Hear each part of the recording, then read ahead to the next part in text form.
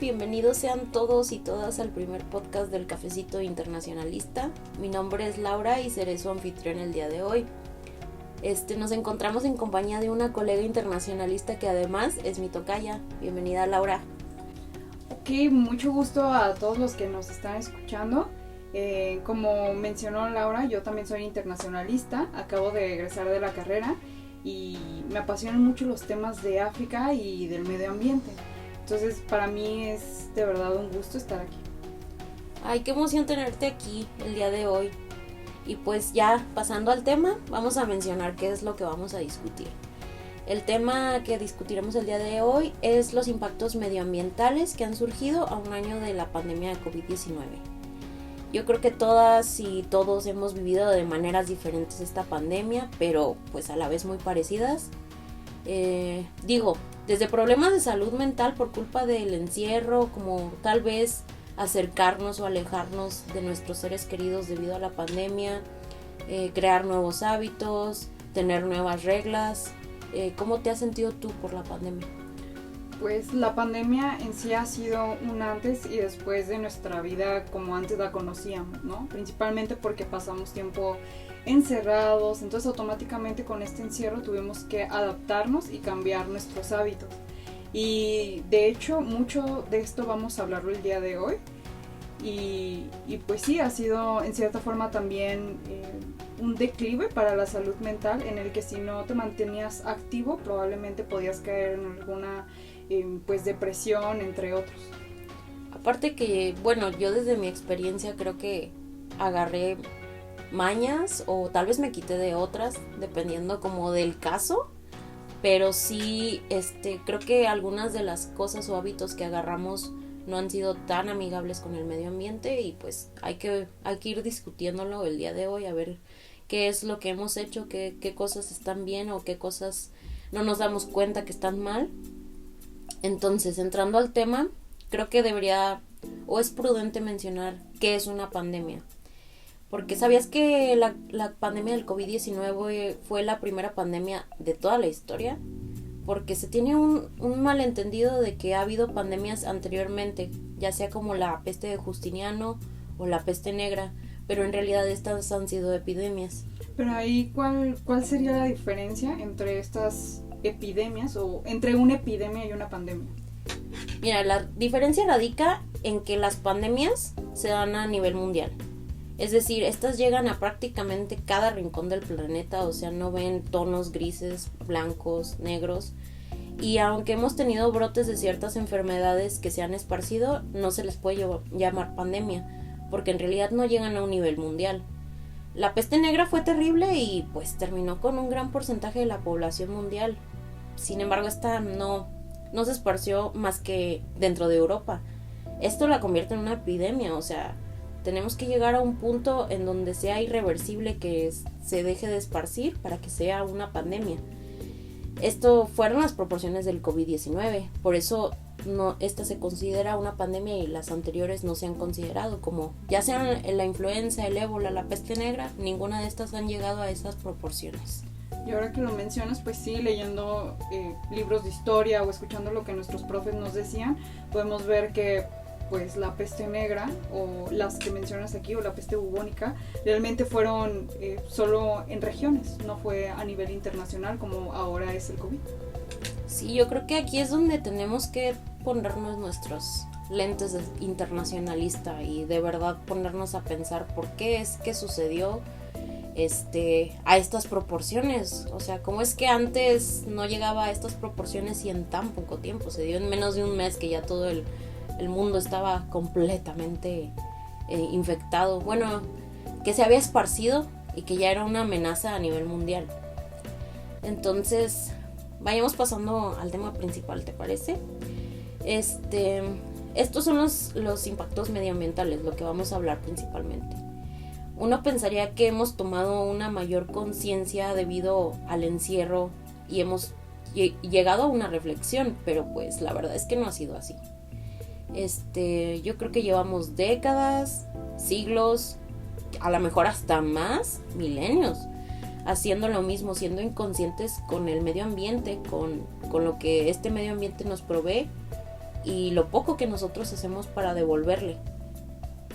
Exacto, y es que desde la época industrial, en que pues estaba en su apogeo, hubo un reconocimiento de los graves efectos que tuvo la combustión de la energía fósil en medios públicos, como pues son el agua o el aire.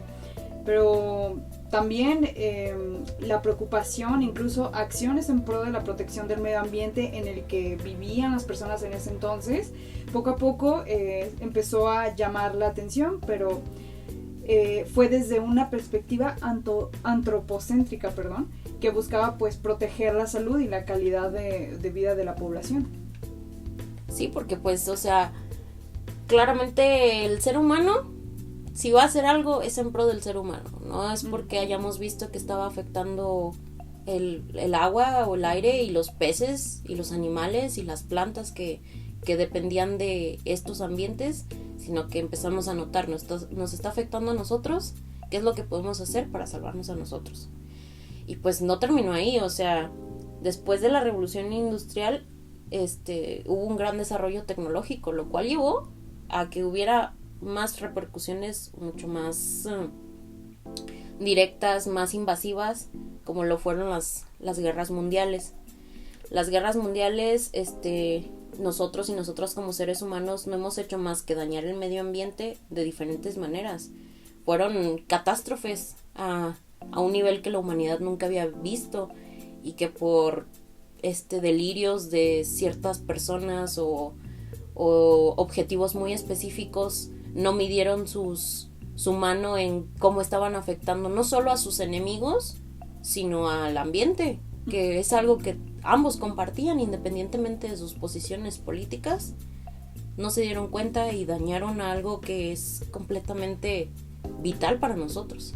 Sí, justamente lo que acabas de mencionar me acaba de recordar una frase que leí de un escritor que se llama Oxo Park. Él dice, si los tomadores de decisiones supieran el daño que hace las guerras, no tanto en las personas, sino también en el medio ambiente, entonces ellos no iniciarían este tipo de conflictos. Y es que las guerras mundiales no dieron espacio a pensar sobre el daño que estaban haciendo al entorno. Y de hecho probablemente no haya muchos libros de historia o artículos que hablen al respecto. La mayor parte de estos artículos hablan solamente del daño en pérdidas humanas, del avance tecnológico, pero muy pocos hablan acerca de estos daños irreversibles al medio ambiente. Y que nos podríamos seguir hablando de muchísimas guerras, la guerra de Vietnam, la guerra de Corea. ¿Cuántas guerras no han utilizado bombas, agentes biológicos? O sea, en la Segunda Guerra Mundial, la devastación que fueron las bombas atómicas en Japón. O sea, claramente llegamos a un punto en donde la tecnología, más que hacer bien, estaba haciendo completamente mal. ¿Cuántos submarinos no están sepultados en el océano? ¿Cuántas bombas no hay ahí? Inclusive lo podemos ver en algunas películas animadas, ¿no? Como se ve reflejado, por ejemplo, la película de Nemo. O sea, es un reflejo de todo lo que sucedió pues en las guerras mundiales, ¿no? Todo el daño que dejaron y que no podemos ver a simple vista. Ay, pues ni modo. Ya vamos pasando, ¿no? Ya directamente al tema que es ya el COVID-19, porque pues ya tenemos como el contexto de qué han sido las afectaciones de una epidemia, que pues claramente hay las muertes, las pérdidas humanas, pero qué hay detrás de eso y cómo es que el COVID-19 lo ha hecho aumentar. Antes no teníamos como este recurso que ahora sí tenemos, que todos vivimos, que todos utilizamos diariamente, que es la electricidad. Y muchas veces, o creo que en la mayoría de los casos, nadie se ha puesto a pensar en de qué manera o a qué nivel llega a afectar el uso de la electricidad al medio ambiente. Por ejemplo, nosotros nos vimos llevados a que nos pusieran medidas de distanciamiento.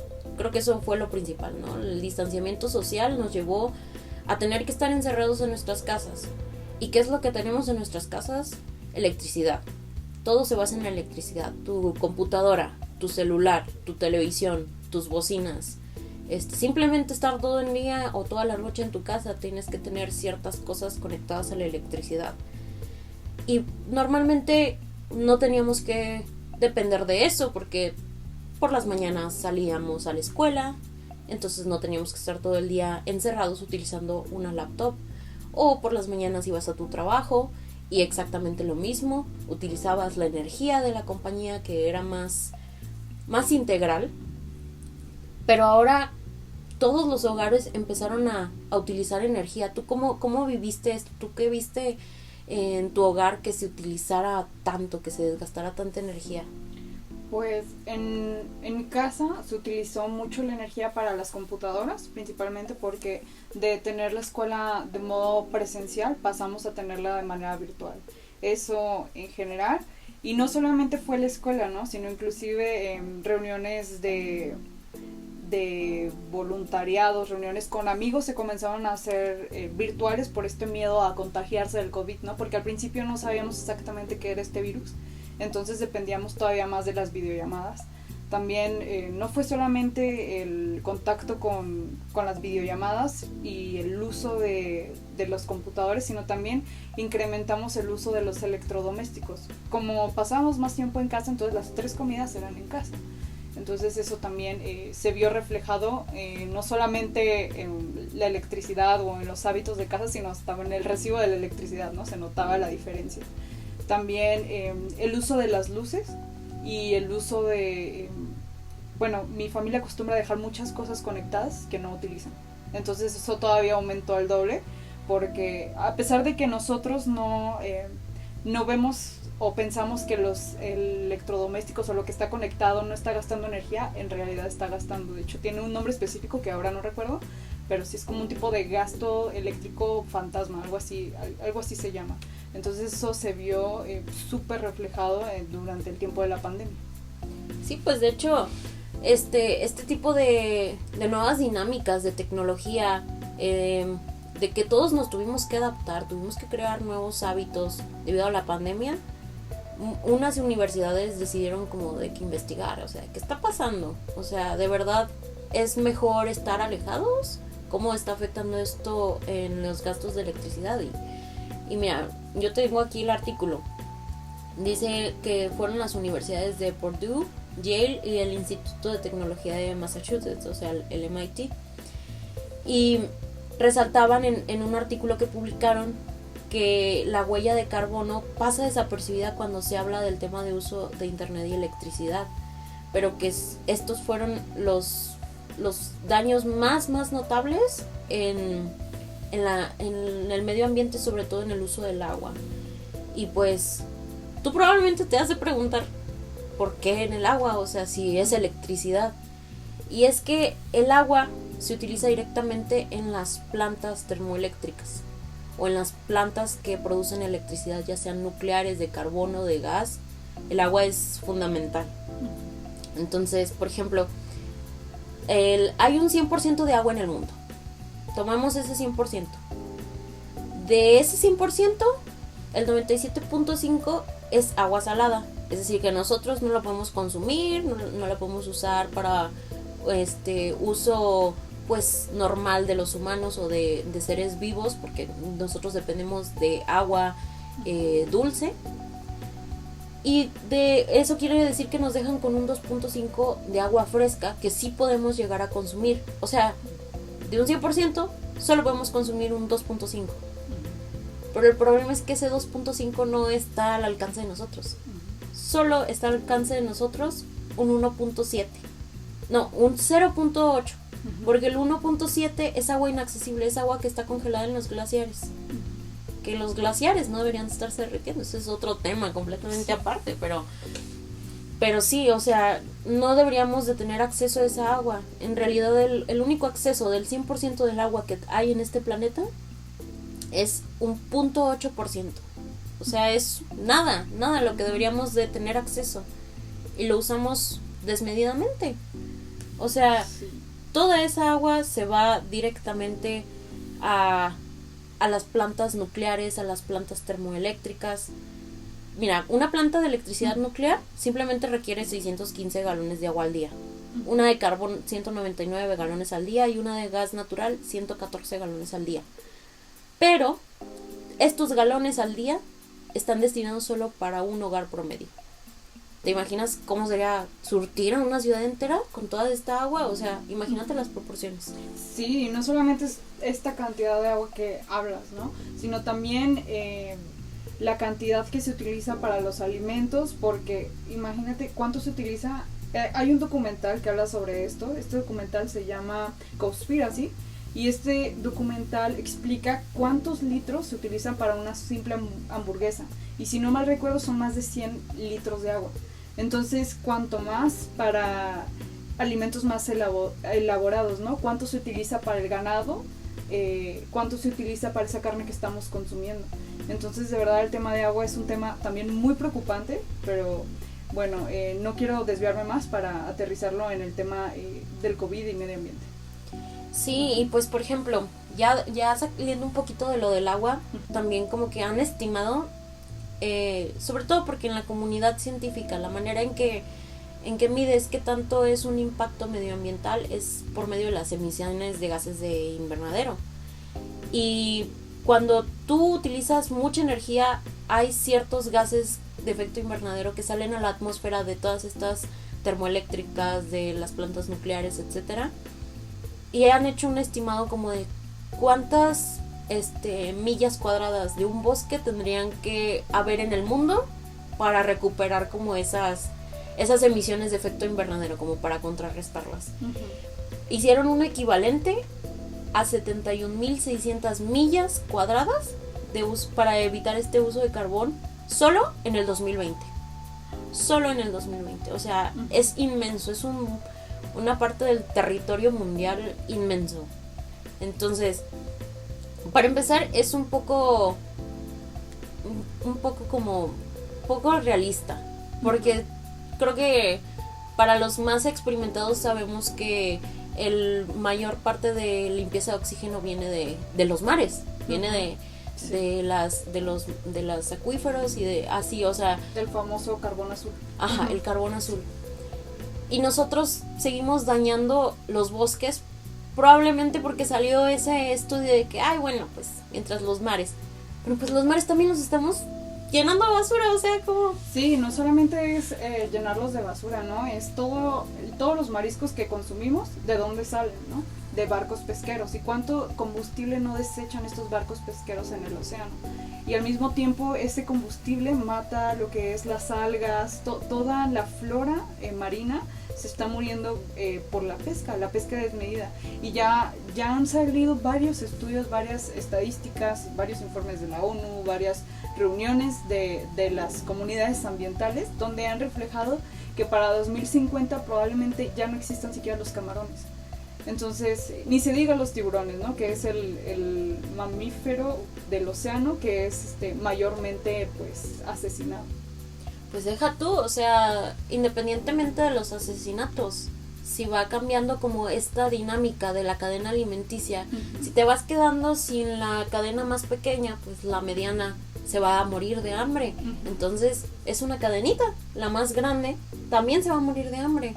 O sea, tenemos que ir pensando que todas estas, la pesca, el combustible que se echa a los océanos, el plástico que se echa a los océanos, las quemas que por a veces los derrames de petróleo, que hay quema, entonces también se muere toda la vida de esa área.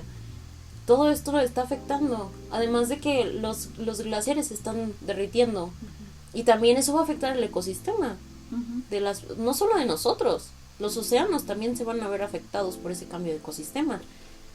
Y todo eso aumentó todavía más, todo ese daño aumentó todavía más con la pandemia. Y creo que eso ahorita lo puedes explicar poquito, ¿no?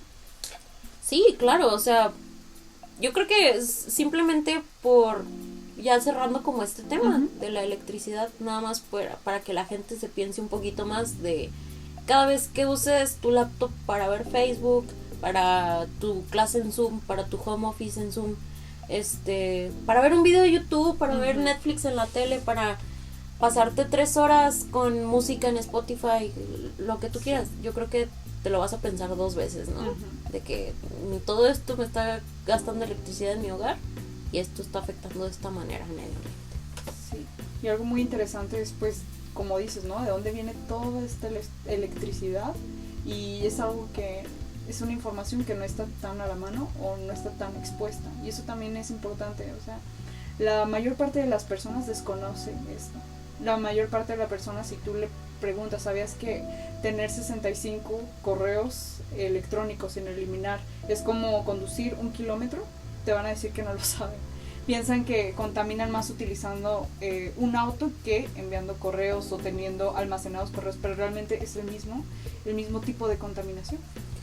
Y es que el problema es que a veces a la gente no le importa, y no es culpa de ellos, es culpa del sistema. Porque si el sistema no implementa clases de educación ambiental, ¿cómo es que la gente va a saber cómo es que sus acciones de su día a día tienen consecuencias?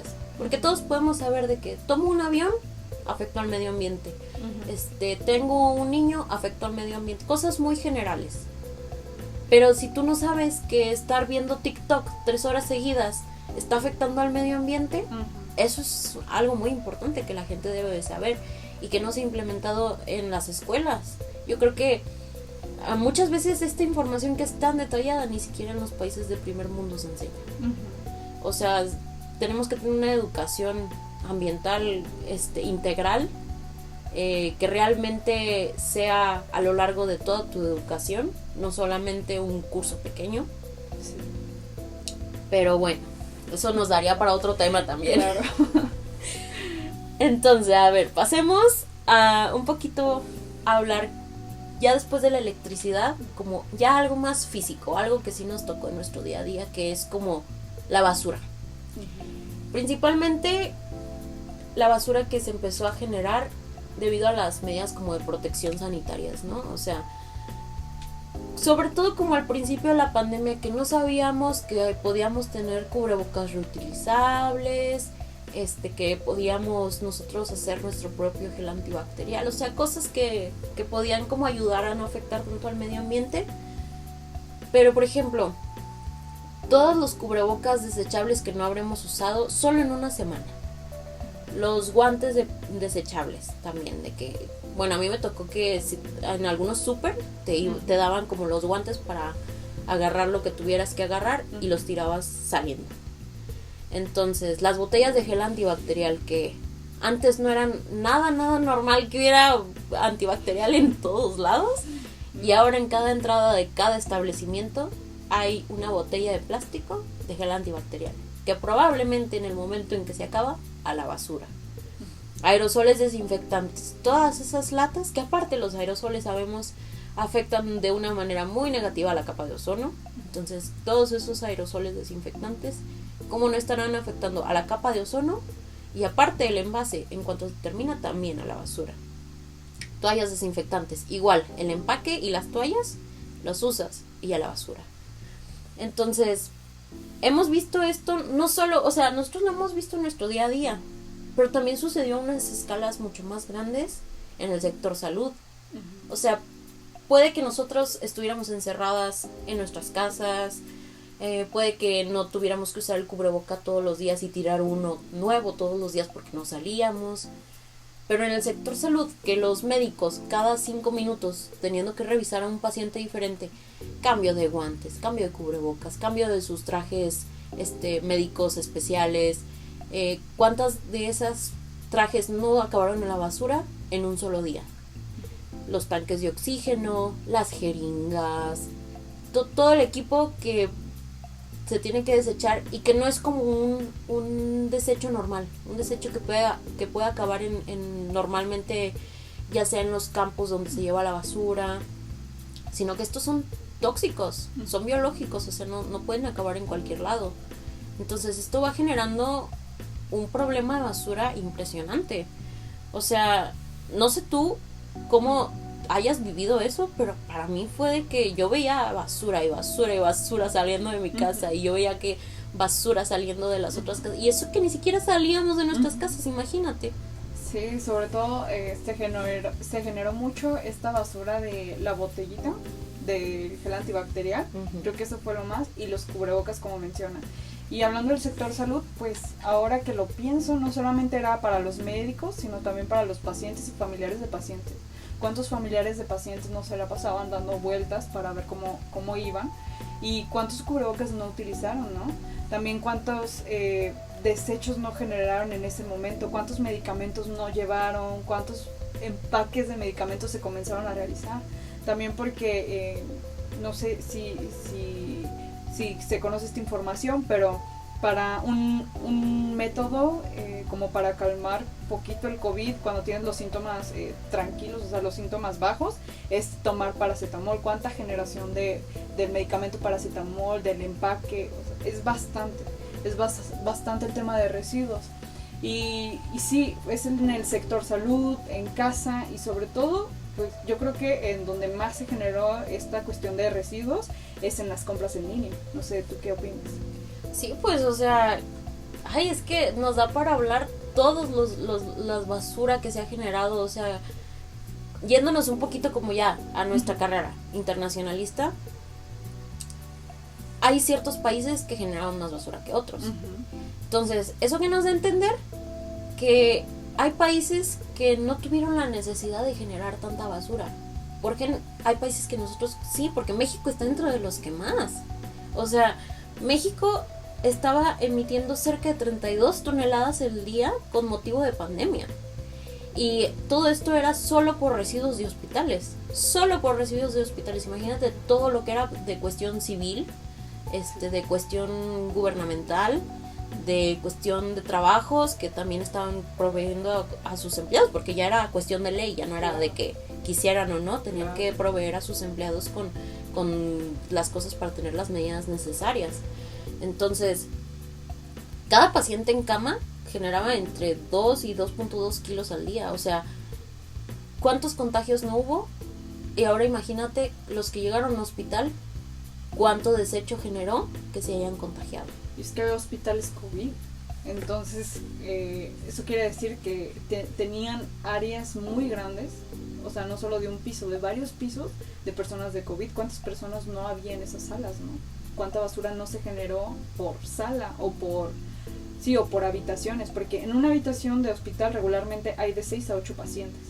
Entonces ahora en salas, ¿cuántos pacientes no habría?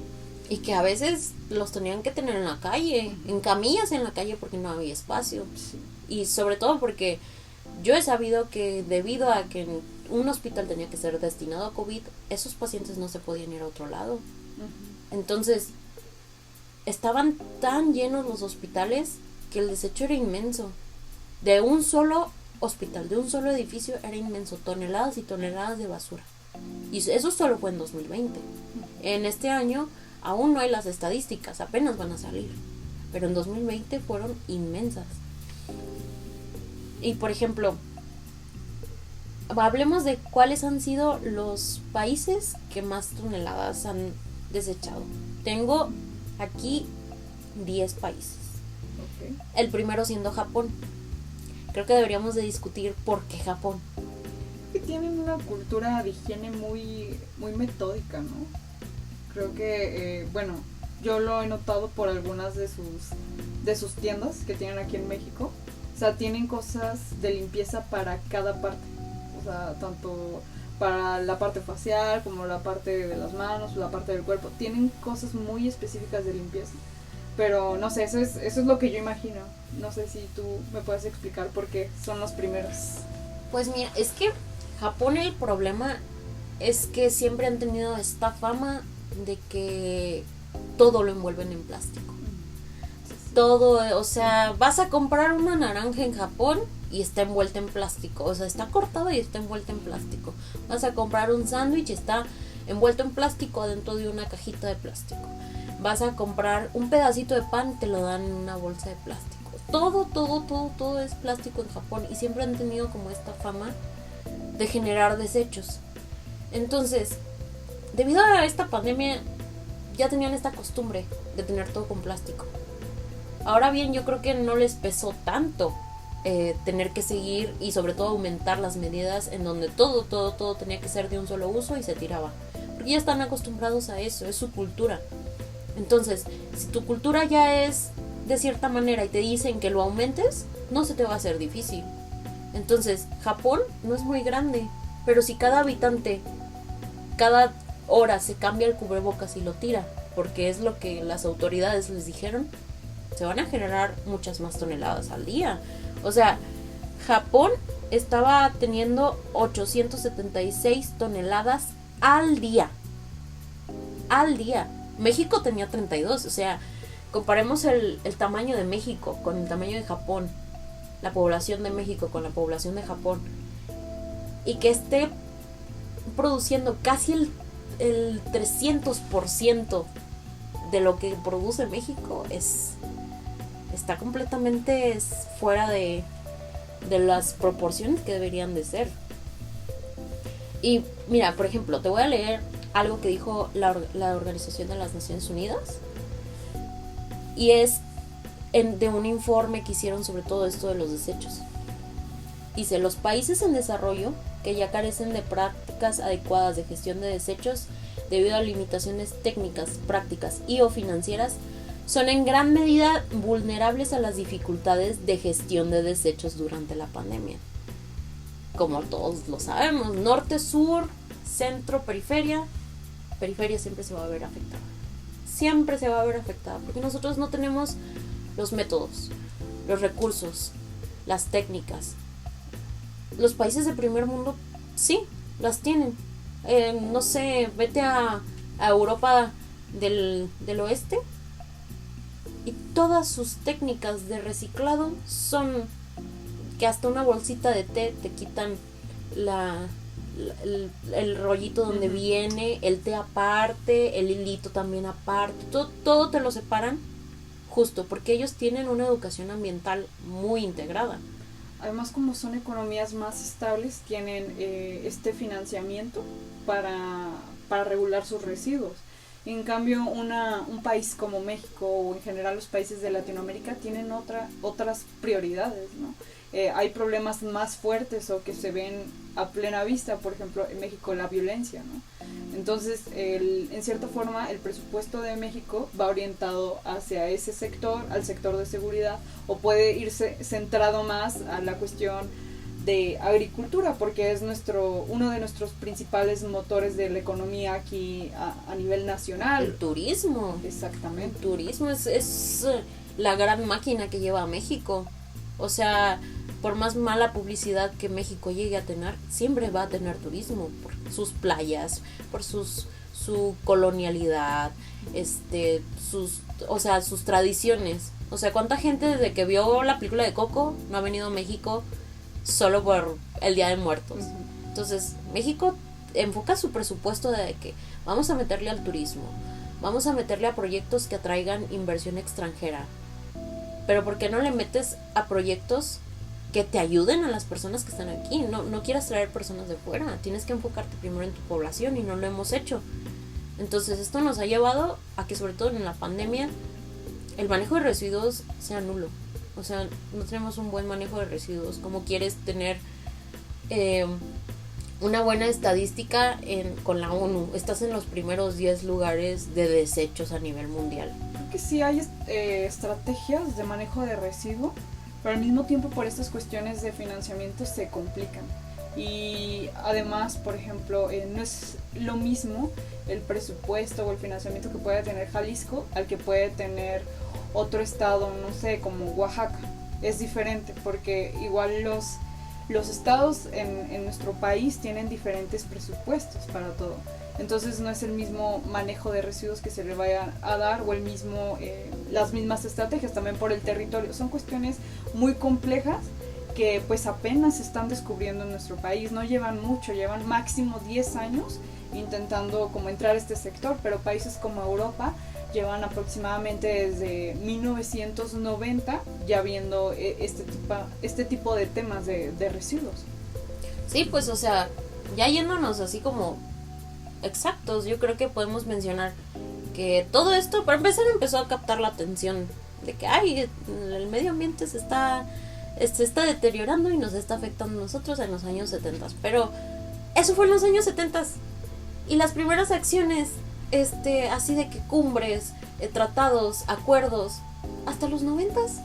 O sea, como tardas 20 años, estás viendo que te está afectando y mientras más te tardes, más va a afectar. Y apenas hicieron esas cumbres en los 90, sobre todo, por ejemplo, la de Río del 92. Y luego, todas esas cumbres no hicieron nada. No implementaron, porque tú y yo sabemos que todo lo que es derechos humanos, porque el derecho ambiental entra dentro de los derechos humanos, son más que acuerdos hablados, no son coercivos. Entonces, ¿cómo esperamos que los países de verdad implementen políticas y métodos dentro de su población si en realidad no son coercivos? O sea, la ONU no te puede decir tienes que aplicar estas políticas para tu medio ambiente si no tienen por qué. Y sobre todo, por ejemplo, ya llegamos ya más reciente, 2015, el Acuerdo de París. Trump se salió. Eso ha retrasado muchísimo la acción en contra del cambio climático. Además, es que para reducir las emisiones de carbono hay muchísimos procesos para hacer. En el caso también, igual me regreso a México, debe de haber una reestructuración de transporte. ¿Y cómo haces eso si otra vez vuelves al financiamiento? No hay los recursos suficientes. Y en cambio en países de primer mundo, como son la mayoría de Europa, ellos tienen el recurso suficiente. Entonces, ¿qué están haciendo? Comenzar a instalar o comenzar a implementar el transporte eléctrico. Entonces ahora ya pueden disminuir sus emisiones de carbono o tomar con más responsabilidad este proceso. Pero en el caso de México es un poco más complicado por esta cuestión, y también pues que la sociedad no está acostumbrada a este tipo de vida sostenible, y por lo mismo, por las mismas prioridades que una familia mexicana tiene, no lo toma con importancia. Sí, o sea, yo creo que no es solamente como los países de primer mundo. Uh-huh. O sea, bueno, ¿quién fue el país que, si ponemos así de que ganó la batalla contra la pandemia, podríamos decir que es ese país? Nueva Zelanda, porque fue completamente estricto con su distanciamiento social. Entonces no hubo necesidad de comprar atascadamente los productos de limpieza, los productos como cubrebocas, guantes. Los hospitales no tuvieron más que probablemente 2 casos cada hospital de COVID. Entonces, si estuvieron tan bien controlados, eso llevó a que ni siquiera hubiera una generación de residuos. Entonces, ¿cómo me dices tú que Europa, o sea, no digo como tú, uh-huh, pero a nivel general. A nivel general, como la gente dice que Europa es como de que la cumbre, uh-huh, de el primer mundo, están haciendo muy bien todo esto. Pueden estar haciendo muchas cosas bien, hay que reconocerlo. Pero Nueva Zelanda, a diferencia de países como Alemania, que quisieron implementar medidas fuertes y aún así no lograron detener los contagios y la generación de residuos, tenemos muchas cosas que aprender. Y Nueva Zelanda, nada que ver con Europa. Entonces, si ellos pueden, ¿por qué nosotros no? Entonces, habría que ver qué es lo que nos está afectando. Y también que Europa no se ha dado cuenta de que puede hacer mejor. Bueno, pasemos un poquito ya al último tema, ¿no? Como de que las compras en línea y la comida a domicilio. Que esto también es un factor completamente importante en cómo se dio las afectaciones al medio ambiente. Porque sí, al igual que las toneladas de basura generadas por productos del sector salud, estas han sido toneladas de basura, pero de su propio sector muy específico, y que se vio incrementado debido a la pandemia. Esto pues se vio incrementado sobre todo porque estás encerrado, te dicen no puedes ir al súper, entonces tienes que conseguir tus productos, ya sea de que una sola persona vaya, pero yo me di cuenta que empezaron a sacar muchísimas aplicaciones. O sea, de que ahora Walmart Pick Up, para que vayas a recoger tus productos en el carro, te los llevan a tu carro. O de que Corner Shop de Uber Eats también te llevan tus productos. O sea, todo esto empezó a generar que hubiera más repartidores en las calles.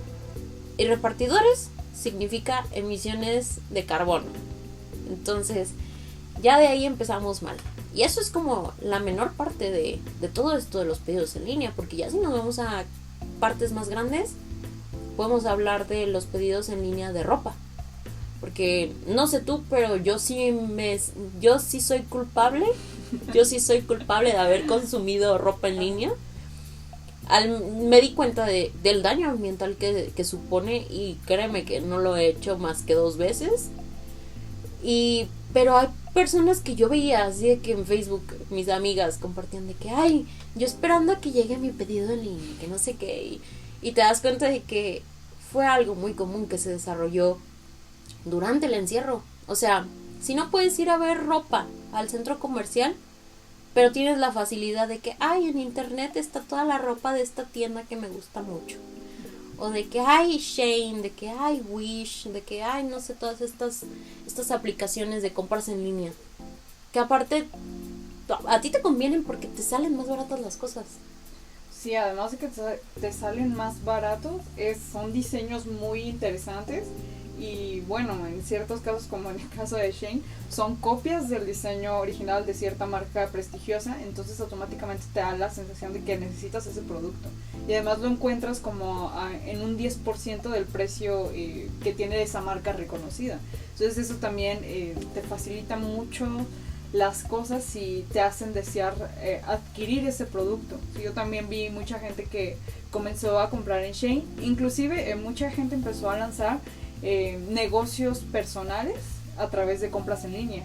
Creo que para algunos económicamente tuvo mucha ventaja, pero de un tema que casi no se discutió fue todo este daño ambiental que se hizo, ¿no? Porque no es solamente que adquieres el producto rápido y más barato, ¿no? Sino todo lo que está detrás de ese producto. Por ejemplo, en el caso de Shein, generan bastante ropa y tú como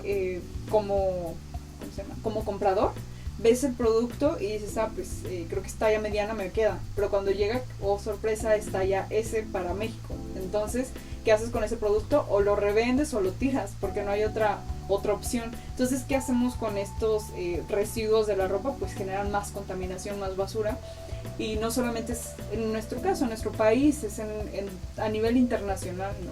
Hay un documental de la Deutsche Welle que cuenta y que muestra gráficamente cómo hay cantidades y cantidades de ropa que las personas no utilizan o no llegan a ponerse por esto de las tallas o por cuestión de que se aburren de la prenda. Entonces, ¿a dónde va? A la basura. Y bueno, esto es un tema de los desechos de los textiles, ¿no? Sí, mira, yo decidí hacer una investigación porque creo que es importante tener fuentes. Sí. Entonces, yo podría llegar a poner como los links de donde saqué todas estas cosas para que no me digan mentirosa. Y mencionan en un artículo que existen 3 factores principales al momento de evaluar el impacto ambiental de las compras por internet. Y estos son el empaquetado, el transporte y el almacenamiento. O sea, cuando tú pides, no sé, un collarcito en Shein, te lo van a poner en una cajita. Y si es frágil, te van a poner unicel. Y después eso te lo van a meter en una caja de cartón. Ya ahí llevas muchísima cosa que en cuanto llegue a tu casa agarras tu collarcito y se va a la basura lo demás. O sea, ya estás generando, no sé, 1 kilo de basura solo por un collarcito pequeño. Más todo el agua que se utiliza para el cartón. Es otro tema. Claro, no, nos vamos a ir si nos vamos a ese lado, pues sí. La generación del cartón, la generación del unicel, todo el plástico que probablemente ni siquiera es reciclado y que también se utiliza ya sea para la cinta adhesiva, para guardar el producto, y además, si tú pides de Shein, sabemos que todas esas compras vienen desde Asia, ya sea de China, de Taiwán, de donde tú quieras pensarlo, pero vienen desde lejos. Entonces eso te incluye que el transporte sea marítimo, por medio de avión, por medio terrestre. ¿Cuántas emisiones de carbono no te da el avión? cuántas emisiones de carbono no te da la camioneta que se está dando y dando vueltas en las ciudades, cuánta combustible no se está tirando de los ferries que traen todos esos productos, el almacenamiento, o sea, los lugares que después de que ya terminan de usar las cosas las van tirando. Entonces es un problema muy grande y que la gente ni siquiera se da cuenta de cómo es que, ay, me gustó este producto en Shein, lo voy a pedir, y hay todo un trasfondo de que pides esa cosa y ya afectaste muchísimo al medio ambiente. O sea, cosas que yo podría ir, no sé, caminando acá a una placita que esté cerca de mi casa y comprar a alguna persona que haga los productos, o yo ir al tianguis. O sea, yo creo que el tianguis es como la mejor manera de ser amigable con el medio ambiente, porque compras ropa barata, bonita, de paca, súper bien. Compras joyitas, o sea, siempre hay personas que hacen sus jabones naturales, claro, que no necesitas tener el empaque, o sea, no hay plástico de por medio. Los tianguis son, o sea, no sé, como que la gente tiene, sobre todo en México, hay como esta creencia de que si vas al tianguis, hay una creencia clasista de que eso está mal. Sí. Y no, o sea, si vas al tianguis, yo amo ir al tianguis porque encuentras todas las cosas que tú quieras, o sea, a veces cosas que ni andabas buscando, sí, baratas, apoyas el negocio local. Si tú te llevas tu bolsa reutilizable, no te dan plástico, entonces no hay desecho de por medio, o sea, ir al tianguis es mágico. Es muy orgánico. Es orgánico, justamente. Entonces, todo esto que son los envíos de compras en línea, los envíos a domicilio de comida, que pues si ya nos vamos a la comida, tú pides unos tacos que no sé, que están a 2 cuadras de tu casa, pero ay, no tengo ganas de ir, los pido por Uber Eats, y el unicel y los cubiertos de plástico y la bolsa en donde te lo mandan, las 20 salsas que te mandan todas en bolsita de plástico, todo eso se va a la basura. Y después, ¿qué pasa? Se va juntando las toneladas. Sobre todo, si te dan como... Me gusta que se ha hecho esta costumbre de que ya se está empezando a utilizar más bolsas de papel que bolsas de plástico. No quiere decir que no afecte al medio ambiente, pero creo que es un paso más para adelante que para atrás. Entonces,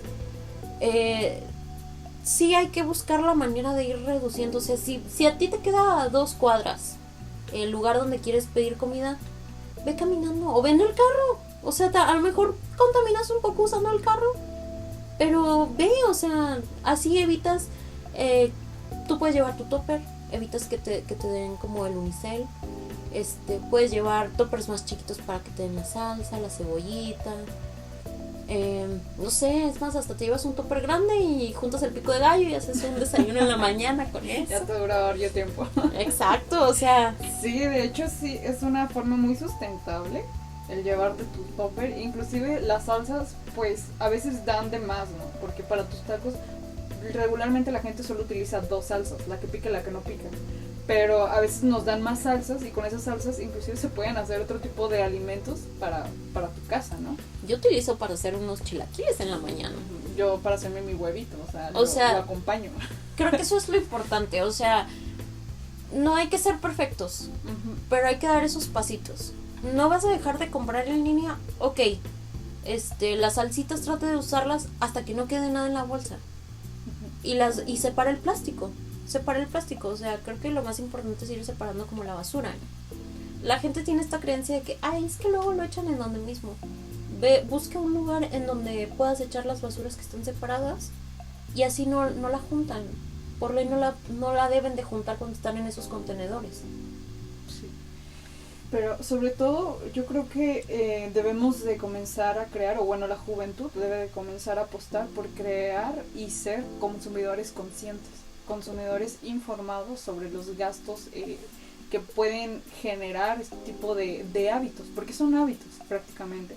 El consumo de ropa en línea, el consumo de comida a través de aplicaciones, aparte de lo que te gastas en la aplicación de electricidad y de emisiones de carbono, más aparte lo que trae la moto, o sea, todo lo que genera la moto, más aparte lo del plástico, o sea, son muchos pasos de contaminación en un pedido pequeño de 5 minutos máximo. Entonces, sí, yo creo que nosotros como estudiantes debemos de comenzar a apostar por eso, por ser consumidores conscientes y mostrar esta información a las personas que conocemos, porque se dice mucho que desde la acción particular no se genera nada, pero en realidad sí se hacen grandes cambios. ¿Cuántas toneladas no puedes disminuir de residuos al año siendo un consumidor consciente? Ahorita está muy de moda lo que es ser zero waste. Creo que, bueno, en nuestro país no es tan fácil hacerlo. No, aquí no es muy fácil. No es tan fácil hacerlo, pero se pueden hacer algunas medidas, ¿no? También administrar tus cuentas de correos, por ejemplo, lo que anteriormente mencionaba, 65 correos equivalen a 1 kilómetro en auto. Entonces, eliminando esos correos que ya no nos sirven, porque la mayor parte de nuestros correos no sirven, entonces podemos comenzar haciendo eso, comenzar a llevar nuestro topper a los tacos, aunque da un poco de flojera, pero realmente... O a veces por el mero tabú de que digan, ay, ¿esa por qué trae topper? Pero sí. Bien que nuestras abuelitas van con el topper a todos lados y a ellas no les dicen nada. Claro, pero más que nada para ser ese consumidor consciente que tanto necesitamos, porque... Si no, ¿qué mundo nos espera para el año 2050? Que son la mayor parte de los acuerdos internacionales para el medio ambiente, ¿no? Según esto dicen unos que el 2030, pero oficialmente son hasta el 2050, porque muchos gobiernos se dieron cuenta que en estos 9 años que restan, perdón, ¿sí son 9? Sí, 9. Sí, 9 años que restan para el 2030 no es suficiente, ya casi son 8 años para el 2030, pues no van a alcanzar a hacer casi nada, no van a alcanzar a reducir las emisiones de carbono que apostaron en el Acuerdo de París. De hecho, en el Acuerdo de Glasgow cambiaron muchas cosas que dijeron en el ¿cómo se llama? En el Acuerdo de París, porque de verdad que se les volvió una tarea bastante complicada y que les quedó muy grande. Entonces, creo que como ciudadanos podemos comenzar con pequeñas acciones, ¿no? Sí, y sobre todo, yo alguna vez llegué a ver una frase que decía que no necesitas ser una persona perfecta, o sea, una persona que haga zero waste, que cuente y que separe la basura, que se bañe en 5 minutos, que no necesitas ser una persona perfecta, lo que necesitamos es 7 billones de personas imperfectas, que cada quien, ok, a lo mejor no me bañé en 5 minutos, pero no he pedido nada de comida de fuera, o he llevado mi topper y me dan todo en topper, entonces no he tenido residuos. O de que, bueno, hoy no utilicé la computadora ni vi Netflix, mejor me leí un libro. O sea, no necesitas ser perfecto, no necesitas hacer todo todos los días, porque es muy cansado, sobre todo mentalmente, es cansado porque sabes que a lo mejor no es lo que tú estás haciendo no es suficiente. Y a veces a mí me desanima, ¿sabes? Sobre todo porque una sabe que las grandes empresas son las principales causantes de todos estos problemas. Pero aún así no creo que debamos de dejar de seguir impulsando nuestra pequeña partecita. O sea, si tú empiezas por dejar de usar el carro todos los días, es algo. A lo mejor un día dices, ay, ando muy cansada para irme en camión o para irme caminando o para irme en bicicleta, me quiero ir en carro, ok, es válido. Pero si dices, o de que te gustan mucho los tacos y no quieres ser vegetariano, quieres ser vegana, pero dices, bueno, no voy a comer tacos todos los días, voy a comer tacos 2 veces a la semana, y luego vas a empezar a de que, bueno, 1 vez a la semana, y ya después vas a ir avanzando. O sea, la cosa es empezar. Es como cualquier cosa en la vida. Primero hay que empezar y después ya vamos a seguir implementando todo esto.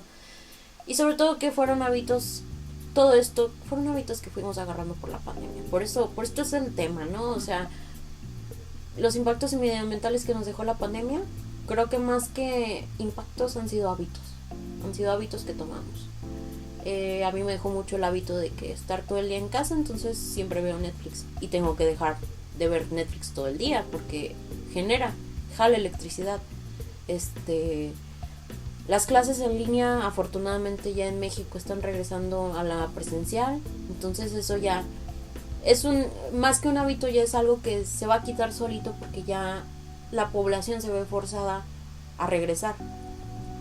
Pero en otras cosas, como los pedidos en línea, como pedir tu tu mandado a tu casa por medio de aplicación, son cosas que podemos ir cambiando.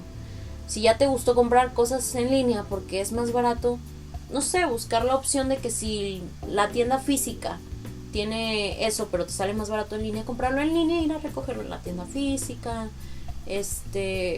Buscar las opciones, las alternativas, creo que eso es lo importante.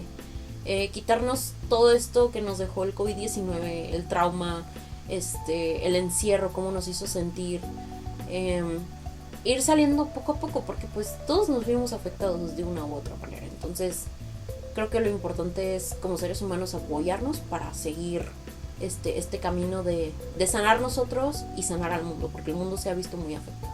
Claro. Nosotros como internacionalistas otra vez tenemos, creo que, un campo muy amplio para analizar, porque no solamente es el comportamiento de nosotros como mexicanos o como jaliscienses, como personas de distintos estados, sino es a nivel internacional, ¿no? Que inclusive cambiaron políticas de países, inclusive para la recepción de productos. Todo esto es muy extenso este tema, ¿no? Pero sí, creo que como personas lo primero que podemos empezar a cambiar son nuestros hábitos, de poquito a poquito, igual no de golpe, ¿no? Porque desacostumbrarte a hacer lo que llevas haciendo desde hace un año es bastante complicado. Pero sí, tener la iniciativa a comenzar con pequeñas acciones. Bueno, yo creo que ya dimos mucho por hablar. Hay muchos más temas que tal vez después estaría interesante analizarlos, pero por ahora creo que lo importante y la conclusión con la que debemos de quedarnos es que el COVID fue algo fuerte, sigue siendo algo fuerte, y pues que en el medio ambiente se ha visto afectado desde siempre por los seres humanos, y que pues el día de hoy podemos seguir haciendo un poquito con nuestras pequeñas acciones. Entonces pues yo creo que esa es la conclusión del día de hoy. Me dio mucho gusto tenerte en el podcast, fue algo muy inesperado. Muchas gracias por invitarme, lo disfruté bastante. Espero a ver si después se puede, a ver qué podemos armar también para que vengas más seguido. Gracias.